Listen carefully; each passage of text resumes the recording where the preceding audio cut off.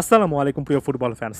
সাধারণত ইউরো এবং কোপা আমেরিকার সময় এই যে সংক্রান্ত আলোচনাটা অনেক বেশি করে দেখা যায়। যখন ইউরো এবং কোপা আমেরিকা শুরু হচ্ছে তার আগে থেকে ফ্যানরা এমন টাইপের একটা তর্ক বিতর্কে জড়িয়ে পড়েন যে আসলে ইউরো সেরা নাকি কোপা আমেরিকা সেরা, একেবারে অযৌক্তিকভাবে দুটো জিনিসের কম্পেয়ার করে ফেলেন এবং নিজেরা নিজেদের মতো যে যার জায়গা থেকে যে দলটাকে সাপোর্ট করছেন সেটার পক্ষে লজিক দেখিয়ে বাকিদেরকে একেবারে অগ্রাহ্য করে নিজেকে নিজে সান্ত্বনা দিয়ে তারপর ঘুমিয়ে পড়েন। সকালবেলা ঘুম থেকে উঠে আরও একবার বিতর্কে জড়িয়ে পড়েন। ফুটবল ফ্যাগের আজকের উদ্দেশ্য থাকবে এই টাইপের প্রশ্নটার একটা জবাব দেওয়া এবং এটা একেবারে লজিক্যাল অর্থাৎ যৌক্তিকভাবে দেখা। প্রথমত, প্রশ্নটা যদি হয় ইউরো সেরা এবং কোপা আমেরিকা সেরা, এখানে ফুটবল ফ্ল্যাগের অবস্থানটা একেবারে পরিষ্কার। সেটা হচ্ছে প্রশ্নটাই আসলে খুব একটা বেশি মাহাত্ম্য বহন করে না। এটা এমন একটা প্রশ্ন যে প্রশ্নের আসলে কোনো সরলীকরণ হয় না, সোজাসাপটা কোনো উত্তর হয় না। এটাকে ঘুরিয়ে পেঁচিয়ে এক একজন এক একভাবে ব্যাখ্যা করতে পারে। তবে মূল কথা হচ্ছে এভাবে কম্পেয়ার করাটা আসলে যায় না এবং কম্প্যারিজন করাটা কোনোভাবেই উচিত নয়, কারণ এটার দুটো গ্রাউন্ডই আলাদা, দুটো কনফেডারেশনের খেলা এবং এ জায়গা থেকে আসলে মিল খুঁজতে পাওয়া এবং প্রত্যেকটা জিনিসকে কম্পেয়ার করে কোনো একটাকে নাম্বার ওয়ান বানাতে হবে এমন প্রবণতাটাই খারাপ। এমন প্রবণতা শুধুমাত্র নিজেদের মধ্যে বিভেদ তৈরি করার জন্য। যেমন এই মুহূর্তে আর্জেন্টিনা বিশ্বকাপ জিতেছে, আর্জেন্টিন ফ্যানদের মধ্যে এই কোপা আমেরিকাকে অনেক বড় আকারে দেখানোর একটা প্রবণতা দেখা যাবে। অন্যদিকে যারা আর্জেন্টিনাকে ফলো করেন না তাদের কাছে ইউরোটা এমন বড় আকার ধারণ করবে যে অনেকটা এমবাপের মতো মনে হবে। কিছু কিছু ক্ষেত্রে বিশ্বকাপের চেয়ে ইউরো ট্রফিটা অনেক বেশি করে মূল্যবান। এমন অনেক ফ্যান আছেন আমি জানি যাদের কাছে সত্যিকার অর্থে ইউরোটা এই মুহূর্তে অনেক বেশি মূল্যবান বলে মনে হবে, বিশ্বকাপ কোনো রকমের ট্রফি মনে হবে না। কেন কম্প্যারিজনটা আসলে করাটা উচিত নয় এবং না করাটাই সবচেয়ে ভালো একটা পন্থা, সেটার পক্ষে একের পর এক যুক্তি উপস্থাপন করার আগে আমি একটা গ্রাউন্ড ট্রুথ সকালের সামনে বলে নিতে চাই। ফুটবল কিংবা যে কোনো একটা খেলাতে বড় রকমের সাফল্য পেতে হলে অবকাঠামো লাগে এবং আপনি যদি অবকাঠামোগত উন্নয়নের কথা চিন্তা করেন তাহলে নিঃসন্দেহে ইউরোপই কিন্তু ফুটবলের মূল হাব। ওয়েফা ইউরোপের সর্বোচ্চ ফুটবল নিয়ন্ত্রক সংস্থার অধীনে 55টার মতো দেশ আছে এবং এখানে সত্যিকার অর্থে ওভারঅল বা সামগ্রিকভাবে ক্লাব ফুটবলের মান এবং অবকাঠামোগত বা ফুটবলের সুযোগ সুবিধার কথা যদি চিন্তা করেন, টাকা পয়সার কথা যদি চিন্তা করেন, তারাই কিন্তু ফুটবলের কেন্দ্রবিন্দুতে আছে। লাতিন আমেরিকা বা দক্ষিণ আমেরিকার যে অংশটা আসলে কনমেবলের মাধ্যমে আসে সেখানে মাত্র 10টা দেশ আছে, সেখানের অপ্রতুল সুযোগ সুবিধা এবং সব মিলে অবকাঠামোগত অবস্থাটা ইউরোপের সঙ্গে কম্পেয়ার করার মতো না। আপনি যদি ওয়েফার সঙ্গে কনমেবলের কম্পেয়ার করেন তাহলে অবশ্যই এখানে ওয়েফাকে এগিয়ে রাখতে হবে, তবে সেটা নট নেসেসারিলি প্রতিটা সময় ইউরো এবং কোপা আমেরিকা দিয়ে কম্পেয়ার করতে হবে। এভাবে কম্প্যারিজনটা আপনি কিভাবে করছেন? মেসি, নেইমার অর্থাৎ আর্জেন্টিনা, ব্রাজিলের কি চাইলেও ইউরোতে খেলার কোনো সুযোগ আছে? আবার কোনো ইউরোপিয়ান টিমের অনেক বেশি ইচ্ছা থাকলেও তারা কি কনমেবলে এসে কোপা আমেরিকা খেলতে পারে? সো যে দলটা যে টুর্নামেন্টে এমনিতেই খেলতে পারে না, সেখানে অঞ্চলভিত্তিক এই দুটো টুর্নামেন্টের সঙ্গে এতটা বেশি সাংঘর্ষিক, এত বেশি কম্প্যারিজনের আসলে কোনো কমন গ্রাউন্ডে খুঁজে পাওয়া যায় না। আমি জানি এতটুকু সহজ স্বাভাবিক লজিকে অনেকে আসলে সন্তুষ্ট হবেন না, আরেকটু গভীরে যাই।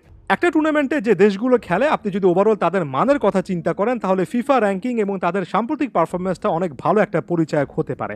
স্বাভাবিক দৃষ্টিতে মনে হয় যে ইউরোতে যে দেশগুলো খেলে তারা বাঘা বাঘা ফুটবলের পরাশক্তি এবং কনমেবল অঞ্চলে শুধুমাত্র একটা দুটো দল আছে, আর্জেন্টিনা ব্রাজিল ছাড়া আর কোনো কিছু নেই।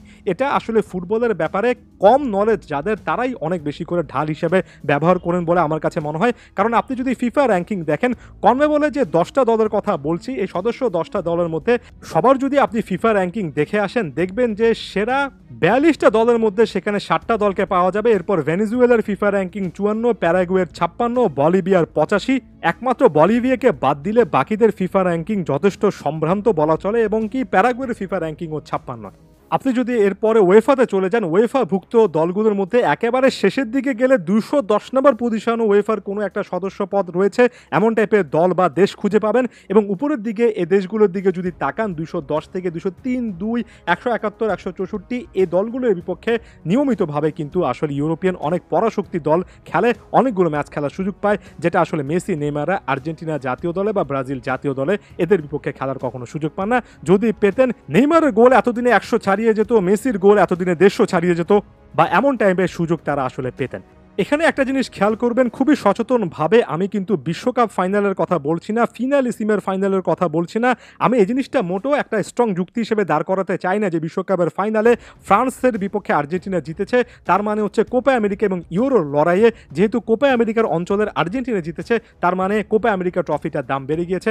আমি এই জিনিসটা বলতে চাই না যে কোপা আমেরিকাতে চ্যাম্পিয়ন হওয়ার পরে আর্জেন্টিনা ফিনালিসিমাতে ইউরো চ্যাম্পিয়ন ইতালিকে হারিয়েছে, অর্থাৎ কোপা আমেরিকার চ্যাম্পিয়ন হিসেবে ইউরো চ্যাম্পিয়নকে হারিয়েছে। দিয়েছে, আর এর মাধ্যমে কোপা আমেরিকা ট্রফিটা অনেক উপরের স্থানে পৌঁছে গিয়েছে। কারণ আমি খুব ভালো করে জানি শুধুমাত্র একটা ম্যাচ, একটা ফাইনাল দিয়ে ওভারঅল আপনি এই দুটো কনফেডারেশনের মধ্যে কিংবা দুটো ট্রফির মধ্যে যদি আসলে কম্পেয়ার করে ফেলেন, অ্যাগেন সেটা একটা বায়াসড কম্প্যারিজন হবে। আমি মোটেও এই জিনিসটা এখন পর্যন্ত এস্টাবলিশ করতে চাইনি যে কোপা আমেরিকার সবচেয়ে মূল্যবান ট্রফি। যারা আসলে এখন পর্যন্ত মনে করছেন কোপা আমেরিকার প্রাধান্যর কথা একটু বেশি বলছি, ফিফা র্যাঙ্কিংয়ের প্রসঙ্গটা টেনে এনে পাল্টা যুক্ত কিন্তু এখানে দিচ্ছি।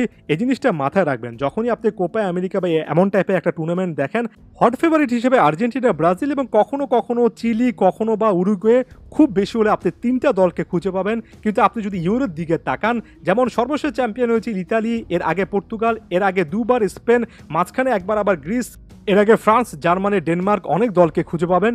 বলার অপেক্ষা রাখে না যায় এখানে ইংল্যান্ড, নেদারল্যান্ডসের মতো দল আছে, আরও অনেক দল আছে যারা সত্যিকার অর্থে টুর্নামেন্টটাকে অনেক বেশি করে কম্পিটিটিভ বানিয়ে ফেলে। ব্যাপারটাকে যদি ওভারঅল সাম আপ করি, আপনার কাছে ইউরোকে সবচেয়ে বেশি গ্ল্যামারাস টুর্নামেন্ট বলে মনে হতে পারে, স্ট্রাকচারালি বিউটিফুল বলে মনে হতে পারে, তবে কোপা আমেরিকাকে একেবারে দুলে ঠাড়ার কোনো রকমের সুযোগ নেই। আবার শুধুমাত্র বিশ্বকাপ, কোপা আমেরিকা এগুলোকে দিয়ে ইউরোকে অগ্রাহ্য করার সুযোগ নেই। দুটো ভিন্ন দুটো কনফেডারেশনের খেলা, এই দুটোর মধ্যে আপনি যখন একই গ্রাউন্ড খুঁজে না পান তখন কম্প্যারিজনটা আসলে করা উচিত নয়। কম্প্যারিজনটা করার মাধ্যমে নিজেদের মধ্যে বিভেদ তৈরি করা ছাড়া আসলে ফুটবলের দৃষ্টিকোণ থেকে স্পষ্টত কোনো উইনার খুঁজে পাওয়া যাচ্ছে না। প্রত্যেকটা জিনিসে স্পষ্টত কোনো একজন উইনার খুঁজে পেতে হবে, কাউকে না কাউকে নাম্বার ওয়ান বানাতে হবে, এমন টাইপের ধারণা থেকে আমাদের অনেকটুকু দূরে সরে আসা উচিত, ফুটবলটা এনজয় করা উচিত। ধন্যবাদ সবাইকে।